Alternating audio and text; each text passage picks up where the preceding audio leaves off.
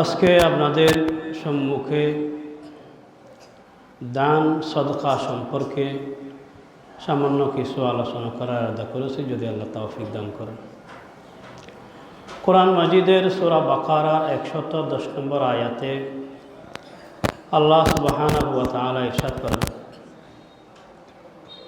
ওয়া আকিমুস সালাতা ওয়া আতুজ যাকাত, তোমরা সালাত কায়েম করো, যাকাত প্রদান করো।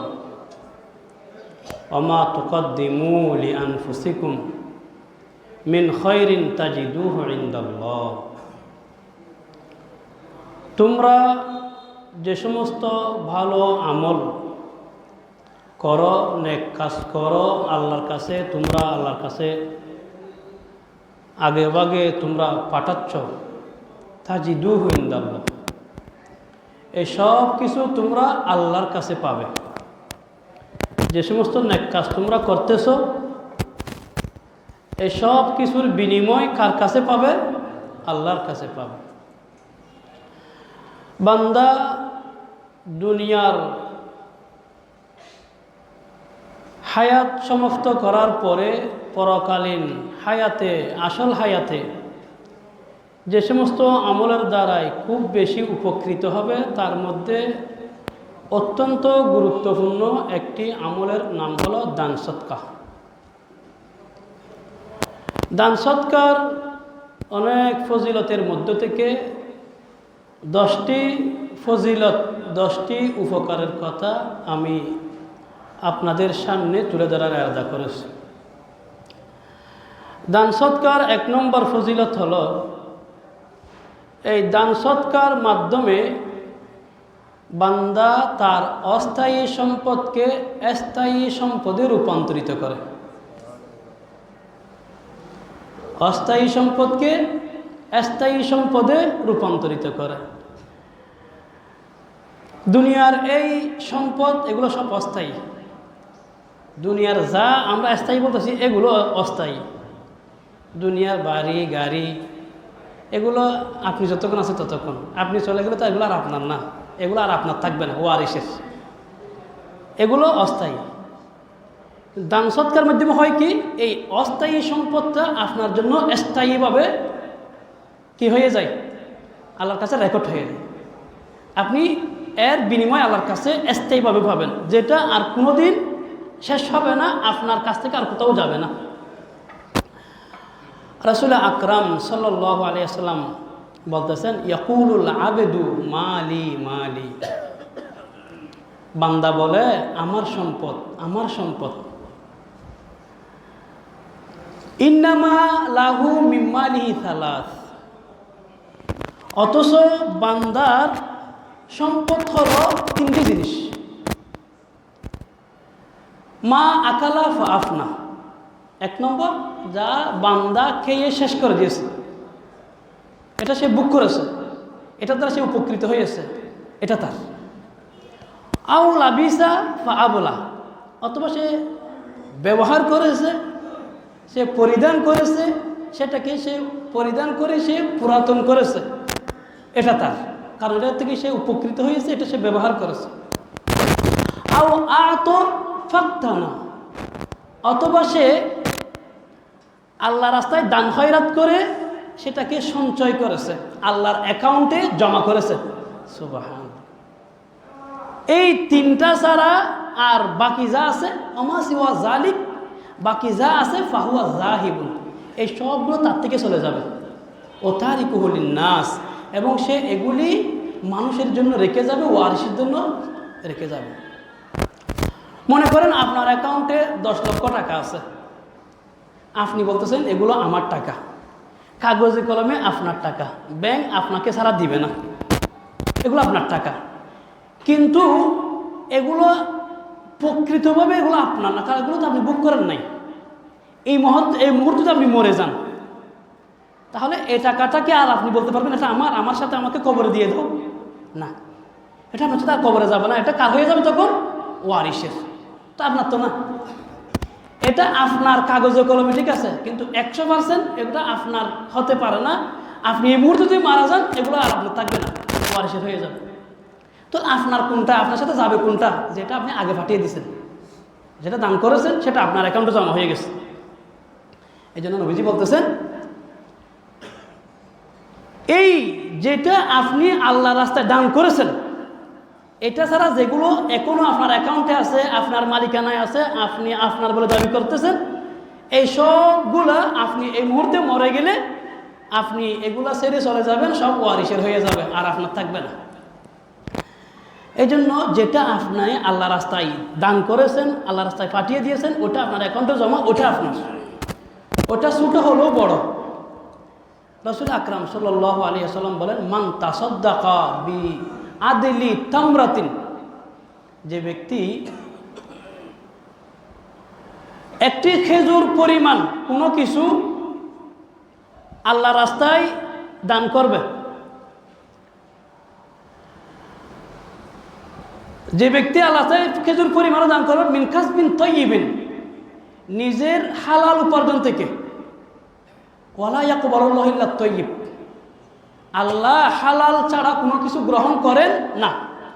হালাল উপার্জন থেকে যে ব্যক্তি একটি খেজুর পরিমাণও আল্লাহ রাস্তায় দান করবে, ইন্নাল্লাহা ইয়াতাকাব্বালুহা বিয়ামিনি, আল্লাহ তাআলা এই দানকে, খেজুর পরিমাণ দানকে আল্লাহ নিজের কুদরতি দান হাতে আল্লাহ গ্রহণ করেন। এরপরে সুম্মা ইউরাব্বিহা লিসাহিবিহি, এই খেজুর পরিমাণ ছোট্ট দানটাকে আল্লাহ তাআলা দাতার জন্য লালন পালন করেন, যিনি দান করেছেন তার জন্য আল্লাহ তাআলা এটাকে লালন পালন করেন। কামা ইউরাব্বি আহাদুকুম ফালুবাহু, যেভাবে কোনো ব্যক্তির যদি গোড়া থাকে, গোড়ার যদি কোনো বাচ্চা হয়, ছোট্ট বাচ্চাটাকে যেরকম মানুষ আদর যত্ন করে আস্তে আস্তে বড় করে তোলে, যদি কারো কোনো উট থাকে, তার উটের যদি বাচ্চা হয়, উটের ওই বাচ্চাকে যেরকম আস্তে আস্তে বড় করে সে লালন পালন করে বড় করে তোলে, বান্দা খেজুর পরিমাণ ছোট্ট যে জিনিসটা আল্লাহ রাস্তায় দান করেছে, আল্লাহ তাআলা ওই দানটাকে লালন পালন করে আস্তে আস্তে আস্তে আস্তে বড় করে তোলে, হাত্তা তাকুনা মিসলাল জাবাল, এমনকি এটা বড় হতে হতে পাহাড়ের মতো বড় হয়ে যায়। সুবহানাল্লাহ। তাহলে আমি আমার সামর্থ্য অনুযায়ী যে সামান্যটুকু আল্লাহ রাস্তায় দান করতেছি, আমি মনে করতেছি এটা 5 টাকা মাত্র, আমি মনে করতে এটা সামান্য একটা বস্তু মাত্র, কিন্তু না, এটা আল্লাহ তাআলা বড় করতে করতে এত বড় করবেন, কিয়ামতের ময়দানে আমি দেখে অবাক হয়ে যাব, এটা আমার কিনা আমি চিনতে পারবো না। বলবো এত বড়, এরকম কোনো কিছু আমি করি নাই। আল্লাহ বলবো, কেন তুমি ওই দিন 5 টাকা দাও নাই? ওই দানটাকে আমি বড় করতে করতে এত বড় করেছি। সুবহানাল্লাহ। জন্য দানের সৎকার 1 নম্বর ফজিলত হলো, এই দান সৎকার মাধ্যমে আল্লাহর অ্যাকাউন্টে আমার জন্য একটি বিনিময় কি হয়, সঞ্চয় হয়, জমা হয়, যেটা আমি মৃত্যুর পরে পরকালীন জীবনে আসল জীবন আমি পাবো, যখন আমি সবচেয়ে বেশি মুখাপেক্ষী হব। 2 নম্বর ফজিলত দান সৎকার। 2 নম্বর ফজিলত হলো, দান সৎকার উসিলায় আল্লাহ তাআলা বান্দার বিপদ দূর করেন, বান্দার থেকে আল্লাহ তাআলা বিপদ আপদ দূর করেন। রাসূলুল্লাহ সাল্লাল্লাহু আলাইহি সাল্লাম বলেছেন, আস-সাদাকাতু তারুদ্দুল বালা, দান সৎকার উসিলায় বিপদ আপদ দূর হয়। এজন্য ঘন ঘন, বেশি না, অল্প হলেও দানের অভ্যাস করি। প্রতিদিন 2-5 টাকা, 10 টাকা, 20 টাকা, যার যেরকম সামর্থ্য আছে, আল্লাহ এই দানের উসিলায় আমাকে বিভিন্ন বিপদ আপদ থেকে রক্ষা করবেন। বিশেষ করে যখন আপনি দূরে কোথাও সফরে যাবেন, যেখানে বিভিন্ন বিপদ আপদের আশঙ্কা থাকে, এরকম সময় কিছু দান সৎকার করা, যাতে আল্লাহ তাআলা বিপদ আপদ থেকে রক্ষা করেন। তাযকিরাতুল আম্বিয়া একটি কিতাব আছে, ওই কিতাবে হযরত সুলাইমান আলাইহিস সালামের একটি ঘটনা উল্লেখ করা হয়েছে। সুলাইমান আলাইহিস সালামের জামানায় এক ব্যক্তির বাড়ির পাশে একটি ফাঁকির বাসা ছিল। ওই মানুষটা কি করত, ফাঁকি যখন ডিম পারত, সে গাছে উঠে ওই ডিম নিয়ে খেয়ে ফেলত, বারবার এরকম খেয়ে ফেলে। আল্লাহ তাআলা সুলাইমান আলাইহিস সালামকে সব কিছুর ভাষা বুঝার যোগ্যতা দান করেছেন। হযরত সুলাইমান আলাইহিস সালাম ফাঁকির ভাষা বুঝতেন, পিঁপড়ার ভাষা বুঝতেন, জিনের ভাষা বুঝতেন, সবার ভাষা বুঝতেন।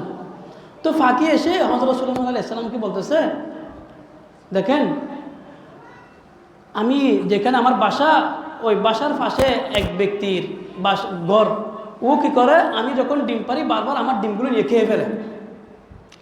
তার এই অভিযোগের পরিপ্রেক্ষিতে হযরত সাল্লাল্লাহু আলাইহি ওয়াসাল্লাম মানুষটাকে ডাকলেন, ডেকে বলতে, তুমি বারবার ফাঁকির ডিম খেয়ে ফেলো, ফাঁকি আমার কাছে অভিযোগ করেছে, তুমি আজকে থেকে ওই ফাঁকির ডিম আর খাবে না।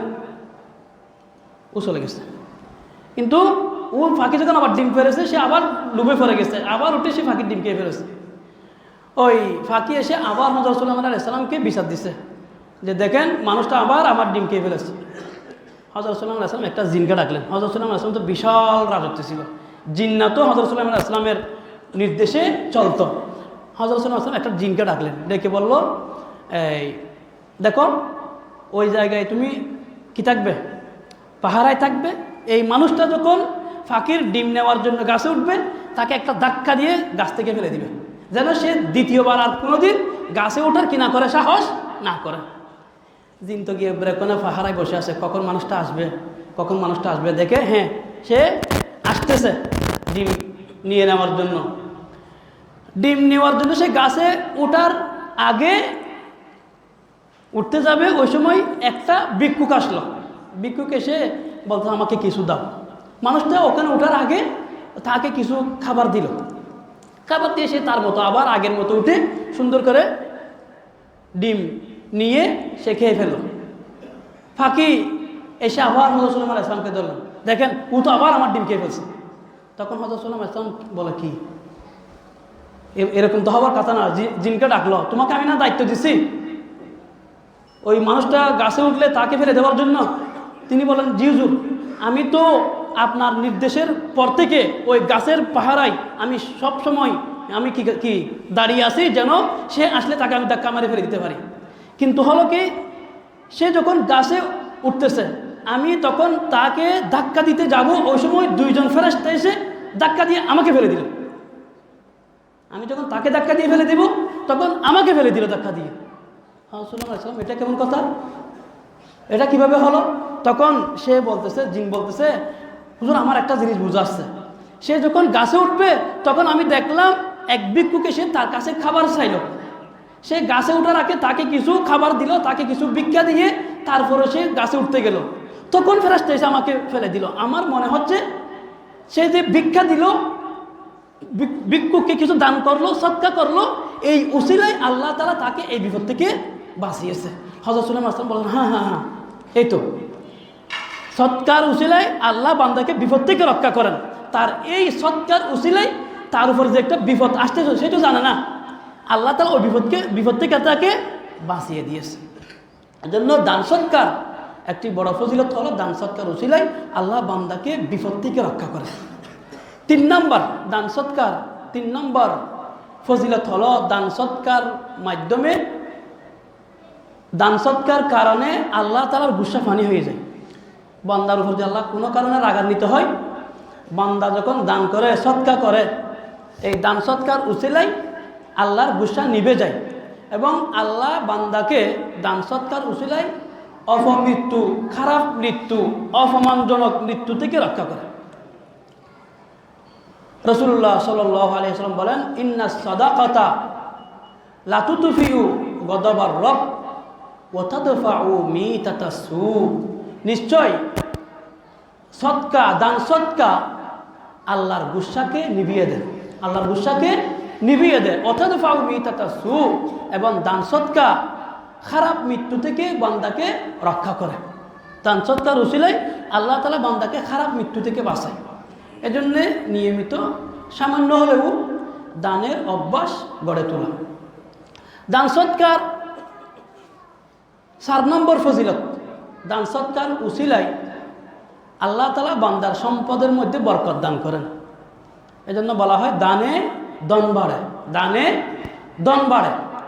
আল্লাহ সুবহানাহু ওয়া তাআলা কোরআন মাজিদের মধ্যে ইরশাদ করেছেন, মাসালুল লাযীনা ইউনফিকুনা আমওয়ালাহুম ফি সাবিলিল্লাহ কামাসালি হাববাতিন আমবাতাত সাবআ সানাবিলা ফি কুল্লি সুনবুলাতিন মিয়াতু হাব্বা ওয়াল্লাহু ইউদাঈফু লিমান ইয়াশা ওয়াল্লাহু ওয়াসিউন আলীম। আল্লাহ বলতেছেন মাসালুল লাযিনা ইউনফিকুনা ফি সাবিলিল্লাহ, যারা আল্লাহ রাস্তায় খরচ করে, দান করে, সদকা করে, তাদের এই দান সদকা হলো কামাসালি হাব্বা, একটি দানার মতো। হাব্বা মানে দানা, একটি দানার মতো। আনবাতাত সাবআ সানাবিল, যে দানা থেকে 7টি শাখা বের হয়, শীষ বের হয়। মনে করেন একটি দানা আপনি মাটিতে রোপণ করলেন, ওই এক দানা থেকে 7টি শীষ বের হলো, 7টি দানা বের হলো। আবার ফি কুল্লি সুম্বুলাতিন মিয়াতু হাব্বা, প্রত্যেকটি শাখায়, প্রত্যেকটি শীষে আবার 100টি করে দানা। 7টি শাখা বের হলো, প্রত্যেকটাতে 100টি করে দানা। এই ওদিকে যাও। 7 শীষে প্রত্যেকটিকে 100টি দানা হলে 7টি শীষে কয়টি দানা? 700 দানা বের হয়েছে। কয়টি দানা থেকে? একটি দানা থেকে। তাহলে সোজা কথায় এক দানা থেকে 700 দানা। আল্লাহ রাস্তায় বান্দা যা দান করে, এই দান হলো একটি দানার মতো, একটি বীজ, যার থেকে আরো 700 বীজ উৎপন্ন হয়। সুবহানাল্লাহ। মানে একে 700। কেউ যদি আল্লাহ রাস্তায় একটা টাকা দান করে, এর বিনিময়ে আল্লাহ কত দিবেন? 700। এটা কমপক্ষে। এরপর আল্লাহ বলছে আল্লাহু ইউদাইফু লিমান ইয়াশা, আল্লাহ যাকে চান তাকে আল্লাহ আরো অনেক বেশি দিবেন। সুবহানাল্লাহ। আল্লাহর বান্দার অভাব আছে? কোনো অভাব নাই, কোনো কমতি নেই। তো আল্লাহ বলতেছেন আল্লাহ রাস্তায় যদি বান্দা যদি একটা দেয়, আল্লাহ বান্দাকে 700 গুণ দিবেন। সুবহানাল্লাহ। মদিনায় একবার কহস্থালি হলো, দুর্ভিক্ষ, কঠিন খাদ্যের সংকট, খাবার পাওয়া যাচ্ছে না, খাদ্যের অভাব। হযরত ওসমান রাদিয়াল্লাহু আনহু ছিলেন অনেক ধনী মানুষ। ওনাকে বলা হয় ওসমান গনি। গনি মানে কি? ধনী। গনি মানে হলো ধনী। উনি অনেক বড় শিল্পপতি ছিলেন। বাহির থেকে ওনার প্রায় 1000 মন মতো গম এসেছে মদিনায়। মদিনার ব্যবসায়ীরা মিলে হযরত ওসমান রাদিয়াল্লাহু আনহুর দরবারে গেলেন, বলছেন আমরা 50% লাভ দেব। 1 কেজি যদি 100 টাকা হয়, আমরা 150 টাকা দেব। আমাদেরকে এই গম দিয়ে দেন, আমরা দুর্দশাগ্রস্ত মানুষের কাছে খাবার পৌঁছাতে চাই। হযরত ওসমান রাদিয়াল্লাহু আনহু বলতেছেন 50% হবে না, যদি তোমরা নিতে চাও 1000% লাভ দিতে হবে।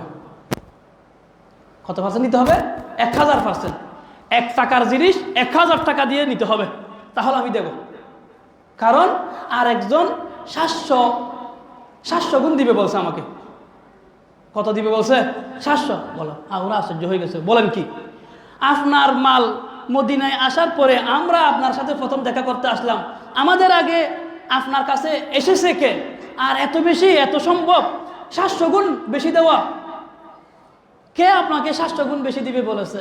তখন হযরত ওসমান রাদিয়াল্লাহু আনহু তাদেরকে এই আয়াত স্মরণ করিয়ে দিয়ে বলতেছেন, দেখো আল্লাহ আমাকে 700 গুণ বেশি দিবে বলছে। সুবহানাল্লাহ।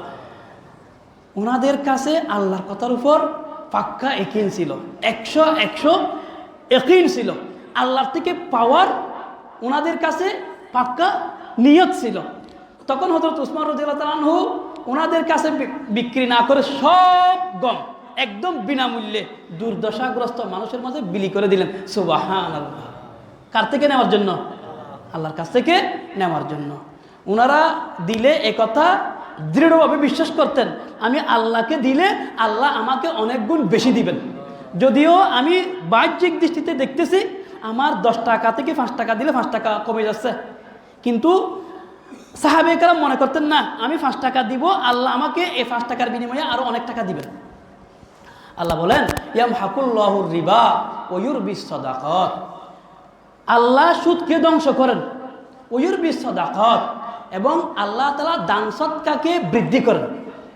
সুদকে ধ্বংস করেন, দান সদকাকে আল্লাহ বৃদ্ধি করেন। আল্লাহ তাআলা যখন দান করবেন না, আল্লাহ তাআলা ওই দানকে আল্লাহ তাআলা বহুগুণ বৃদ্ধি করে আপনাকে দান করবেন, হয়তো দুনিয়াতে নয়তো আখিরাতে।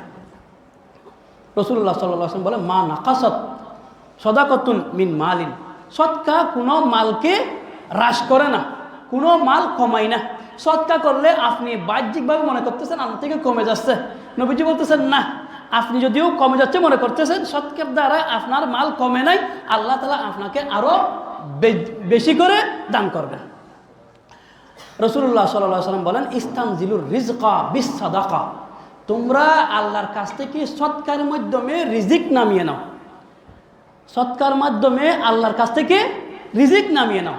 রিজিক আসমানে আছে, তোমরা যত বেশি সৎকার করবে আল্লাহ তাআলা তোমাদেরকে তত বেশি রিজিক দান করবেন। কারণ আল্লাহর রাস্তায় যখন বান্দা দান করে আল্লাহ তাআলা বান্দাকে গায়েবীভাবে বান্দাকে আল্লাহ মদত করেন, নুসরত করেন, সাহায্য করেন। সৎকার দান করার 5 নম্বর ফজিলত হলো দান সৎকার উসিলাই আল্লাহ বান্দাকে গায়েবীভাবে মদত নুসরত করেন। সহিহ হাদিসের মধ্যে আছে রাসূলুল্লাহ সাল্লাল্লাহু আলাইহি ওয়াসাল্লাম ইরশাদ করেছেন, আগেকার যুগের এক ব্যক্তি নির্জন পথ দিয়ে কোথাও যাচ্ছেন, এমন সময় তিনি দেখলেন আকাশে একটি মেঘ, ওই মেঘের মধ্যে থেকে তিনি একটি আওয়াজ শুনলেন। মেঘের মধ্যে কেউ বলল যে অমুকের বাগানে পানি দাও। এ কথা বলার সাথে সাথে মেঘটি চলে যাচ্ছে একদিকে। ওনার মনের মধ্যে একটা কৌতূহল সৃষ্টি হলো, এই আওয়াজ কেন এবং কার বাগানে পানি দিতে বলল, মেঘটি কোথায় যায় আমি দেখব। তিনি ওই মেঘের পিছনে পিছনে হাঁটতে লাগলেন।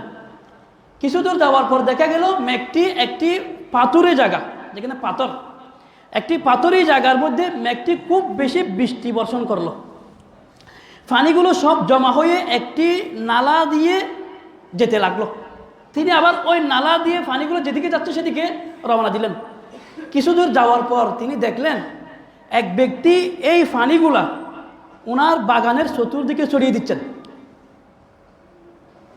যারা আপনারা গ্রামে গেলে দেখেন না, গ্রামে যখন ড্রেনের মধ্যে দিয়ে পানি যায় ওখানে কোদাল দিয়ে পানিগুলো এখানে মাঝখানে কি থাকে, খাস কারা থাকে, তো ওখানে আইলের ভিতর দিয়ে ওখানে খাস কারা থাকে, ওখানে ভিতরে ভিতরে সব দিকে পানি পৌঁছানোর ব্যবস্থা করা হয়। তো উনি ওইভাবে পানি দিচ্ছেন।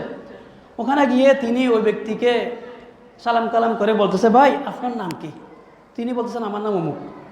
দেখলেন ওই নামটা যেটা তিনি কোথায় শুনেছেন, মেঘের মধ্যে শুনেছেন।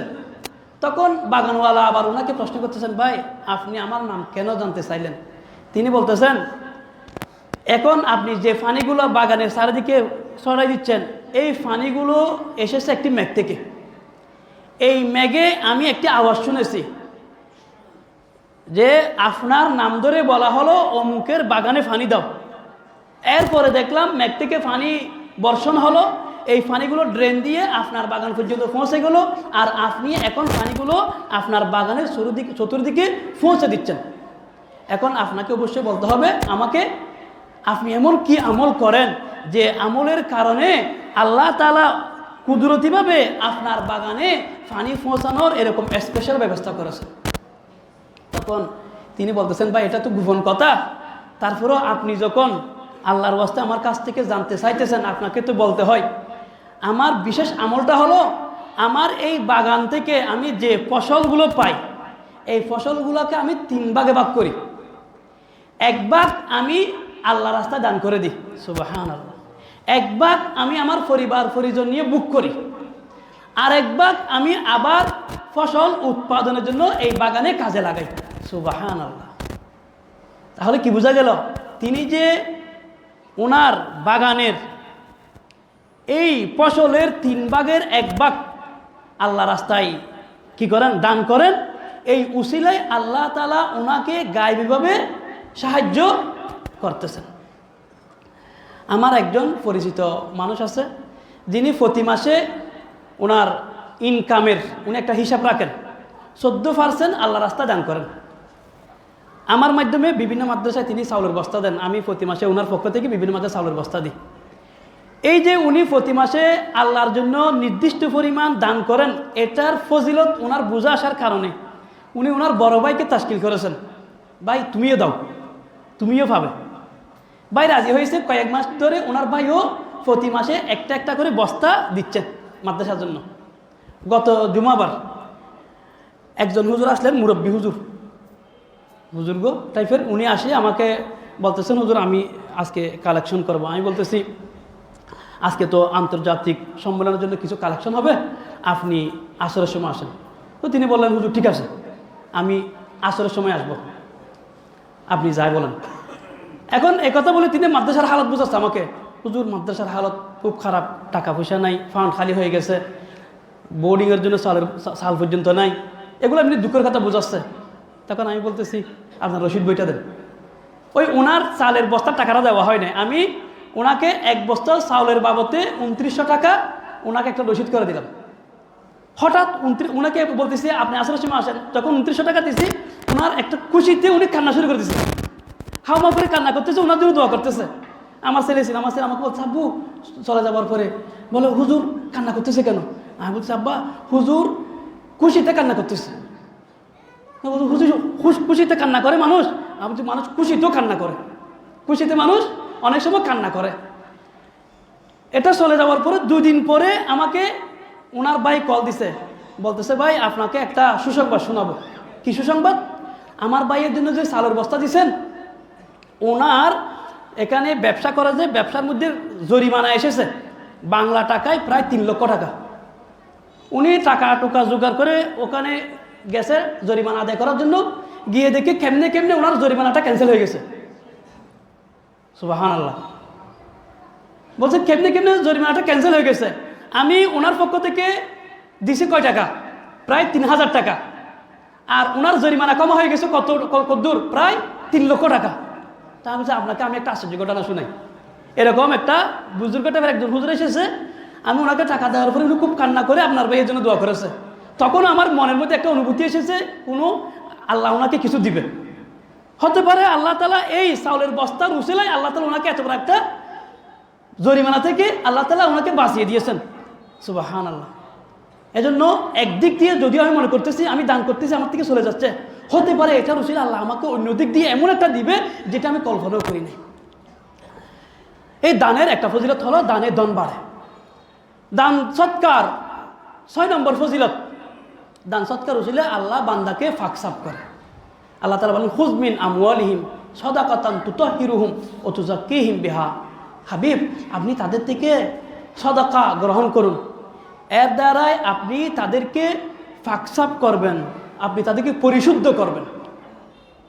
দান সৎকার 7 নম্বর ফজিলত, দান সৎকার উসিলায় আল্লাহ বান্দার গুনাহ মাফ করেন। আল্লাহ তাআলা বলেন ইনতু তুবদুস সাদাকাত ফানি'ম্মা হি ওয়া ইন তুখফুহা ওয়া তু'তুহাল ফুকারা ফাহুয়া খায়রুল লাকুম ওয়া ইউকাফিরু আনকুম মিন সাইয়্যাতিকুম।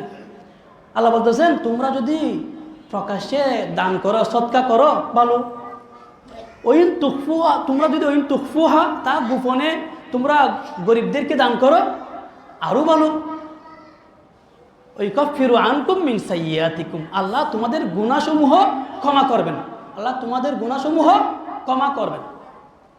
দান সৎকার 8 নম্বর ফজিলত, দান সৎকার করলে দানকারী দানশীল বান্দার জন্য আল্লাহর ফেরেশতারা দোয়া করে। প্রতিদিন সকালবেলা 2 জন ফেরেশতা আসমান থেকে আল্লাহ তাআলা দুনিয়াতে পাঠান। একজন ফেরেশতা আল্লাহর কাছে দোয়া করতে থাকে আল্লাহুম্মা আতি মুনফিকান খালাফান, আল্লাহ দানশীল বান্দাকে আপনি উত্তম বিনিময় দান করুন।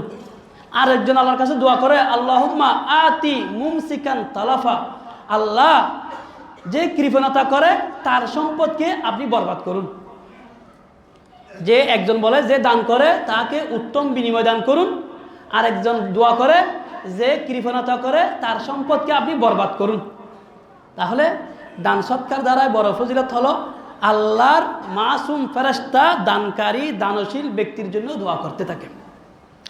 দান সৎকার 9 নম্বর ফজিলত, দান সৎকার উসিলায় বান্দা কিয়ামতের কঠিন সময়ে আল্লাহর আরশের নিচে ছায়া পাবেন।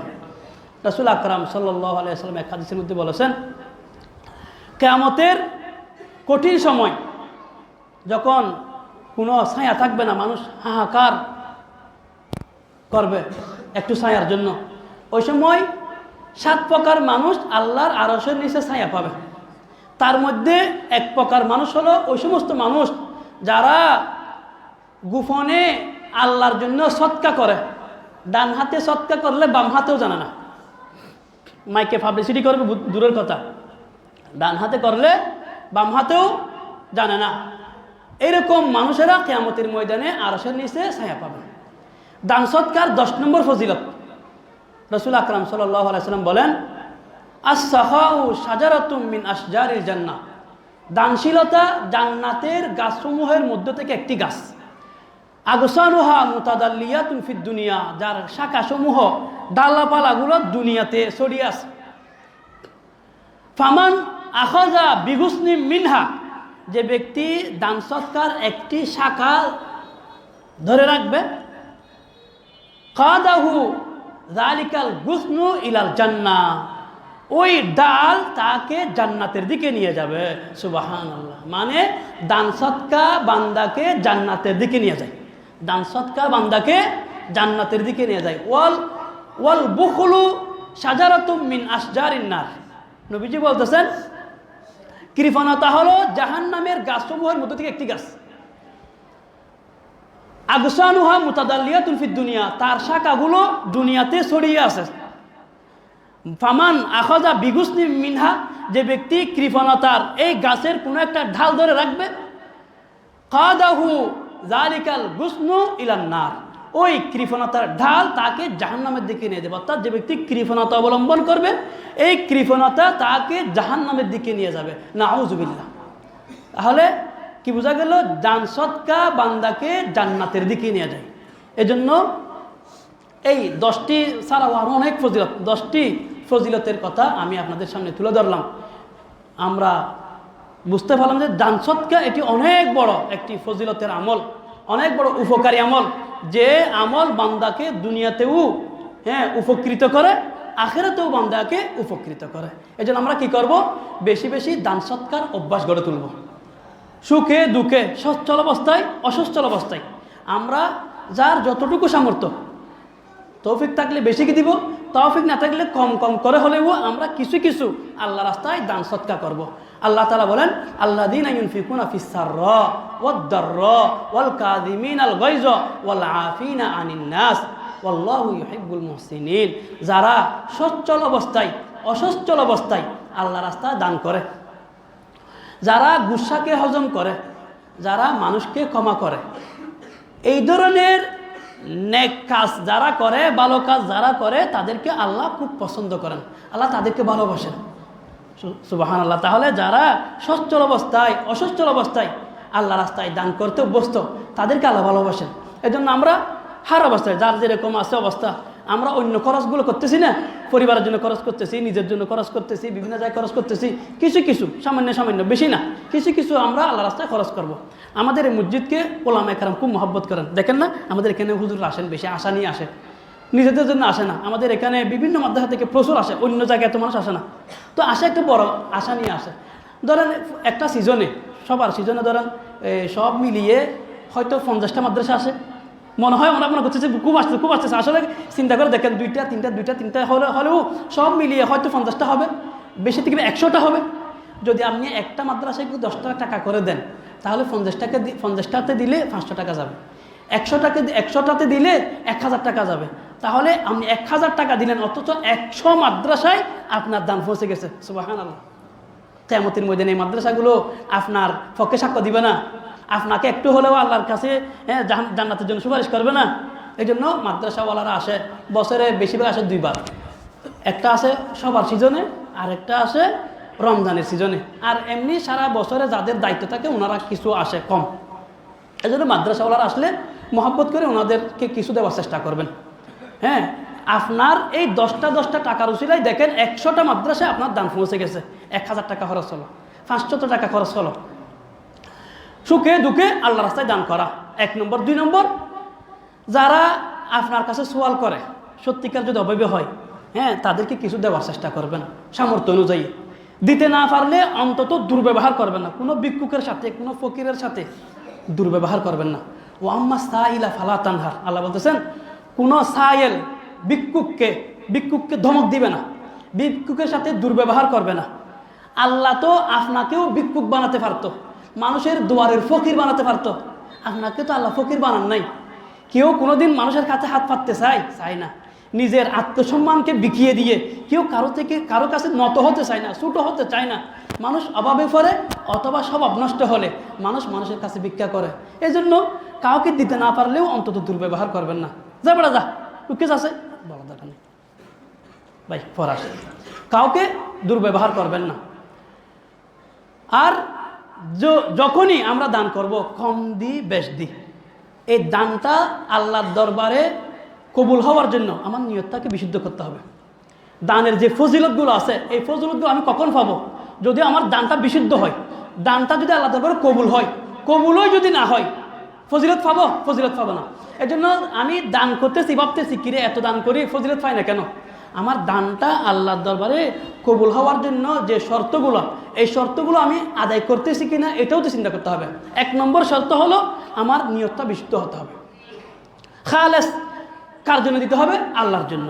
মানুষ আমাকে দানবীর বলবে, সমাজসেবক বলবে, আমাকে মানুষ ভালো চোখে দেখবে, এই বলবে সেই বলবে, মানুষ খুশি হবে, এগুলো না। কে কি বলবে না বলবে, কে আমাকে এটার জন্য বাহাবা দিবে না, এগুলো আমার দেখার দরকার নাই। আমি একমাত্র কার কাছ থেকে চাইবো? আল্লাহর কাছে চাইবো।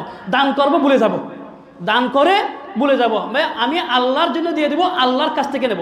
যদি বান্দার কাছ থেকে পেতে চাই তাহলে বান্দাকে বলবো, যদি আল্লাহর কাছ থেকে পেতে চাই তাহলে তো আমি বান্দাকে দিয়েছি, বান্দার মাধ্যমে আল্লাহর কাছে পৌঁছিয়েছি, তো বান্দার কাছ থেকে চাইবো কেন? আল্লাহর কাছ থেকে চাইবো, আল্লাহর কাছে চাইবো, একমাত্র আল্লাহর জন্য দিব। রাসূলুল্লাহ সাল্লাল্লাহু আলাইহি ওয়াসাল্লাম বলেছেন, হযরত আব্দুল্লাহ ইবনে উমর বলতেছেন, রুব্বা আমালিন সগীরিন তুআযিমুহুন নিয়া, অনেক ছোট আমল আছে যে ছোট আমলটা নিয়তের কারণে আল্লাহর কাছে অনেক বড় হয়ে যায়। ও রুব্বা আমালিন কাবীরিন তুহাক্কিরুহুন নিয়া, অনেক বড় আমল আল্লাহর কাছে নিয়তের কারণে ছোট হয়ে যায়। এই জন্য আমার নিয়তকে আগে খালেস করতে হবে। ইন্নাল্লাহা লা ইয়ানজুরু ইলা সুওয়ারিকুম ওয়া আমওয়ালিকুম ওয়ালাকিন ইয়ানজুরু ইলা কুলুবিকুম ওয়া আমালিকুম। আল্লাহ তাআলা আমার কত টাকা আমি দান করতে এগুলো দেখবে না। আল্লাহ আমার বাহ্যিক সুরত দেখবে না, আল্লাহ দেখবে আমার অন্তর। আমার অন্তরে আমি কি লালন করি আল্লাহ ওটা দেখবে। আল্লাহ আমার এখলাসকে দেখবে। এই জন্য আবার আল্লাহ আমার অন্তরকে দেখবে। আমি অন্তরকে পরিশুদ্ধ করে একমাত্র আল্লাহর জন্য দিব। নবীজি বলেন, মান সাল্লা ইউরাই ফাকাদে আশরাকা, যে মানুষকে দেখানোর জন্য নামাজ পড়লো সে শিরিক করলো। মান সামা ইউরাই ফাকাদে আশরাকা, যে মানুষকে দেখানোর জন্য রোজা রাখলো শিরিক করলো। অমান তাসাদ্দাকা ইউরাই ফাকাদে আশরাকা, যে মানুষকে দেখানোর জন্য দান সদকা করলো সে শিরিক করলো। কিয়ামতের ময়দানে আল্লাহ তাআলা প্রথম 3 ব্যক্তিকে ডাকবে। এক ব্যক্তি যে আল্লাহ রাস্তায় জিহাদ করে শহীদ হয়েছে, বলবে তুমি কি করেছো? বলো, আল্লাহ আমি আপনার জন্য শহীদ হয়ে গেছি না, নিজের জানটাকে কুরবান করে দিছি। আল্লাহ বলবে, তুমি তো মানুষ তোমাকে বাহাদুর বলবে, বীর বলবে, এই জন্য তুমি কি করেছো? লড়াই করেছো, যুদ্ধ করেছো, তো মানুষ তোমাকে বাহাদুর বলেছে, বীর বলেছে, সাহসী পুরুষ বলেছে। যাও, তুমি যা চেয়েছো তা পেয়ে গেছো, সোজা জাহান্নামে চলে যাও। আর একজন আলেমকে ডাকবে, তুমি কি করেছো? আল্লাহ আমি এলম শিখেছি, মানুষকে এলম শিখিয়েছি, মানুষকে দ্বীনের কথা বলেছি, কোরআন হাদিসের কথা বলেছি। আপনার দ্বীনের খেদমত করতে করতে আমার জীবনটাকে আমি কি করেছি? কোরবান করে দিয়েছি। আল্লাহ বলবে, তোমাকে মানুষ বড় হুজুর বলবে, বড় আলেম বলবে, বড় মুফতি বলবে, মুহাদ্দিস বলবে, বড় বয়ানি বলবে। এগুলো বলার জন্য তুমি এগুলো করেছো, তো মানুষ এগুলো তোমাকে বলেছে। সুতরাং তুমি যা চেয়েছো তা দুনিয়াতে পেয়ে গেছো, এখন জাহান্নামে যাও। আরেকজন বড় পয়সাওয়ালাকে আল্লাহ রাখবে, তুমি কি করেছো? আল্লাহ আপনি আমাকে অনেক টাকা পয়সা দিয়েছেন, আমি যেখানে মানুষ চেয়েছে, আমি যেখানে সুযোগ পেয়েছি সেখানে শুধু দান করেছি, এমন কোনো খাত বাকি রাখি নাই যেখানে দান করলে আপনি খুশি হবেন। আর আপনি দিনে এরকম হয় না, আমি সবখানে দিয়েছি। আল্লাহ বলবেন, না, মানুষ তোমাকে দানবীর বলবে, পয়সাওয়ালা বলবে, সমাজসেবক বলবে, শিল্পপতি বলবে, এগুলো বলার জন্য তো তুমি করেছো, মানুষ তোমাকে ওগুলো বলেছে, যাও জাহান্নামে চলে যাও। এই জন্য আল্লাহর ওয়াস্তে এই যে কোনো নেক আমল আমরা করব, খালেস আল্লাহর জন্য করতে হবে। ছোটো থেকে ছোট, বড় থেকে বড়। যদি 5টা টাকাও আল্লাহর জন্য আমি দিই, নিয়তকে খালেস করে আল্লাহকে রাজি খুশি করার জন্য দেব। ঠিক আছে ইনশাআল্লাহ? আল্লাহ তাআলা আমাদেরকে বুঝার আমল করার তৌফিক দান করুন। ওয়া আখিরু দাওয়ানা আলহামদুলিল্লাহি রাব্বিল আলামিন।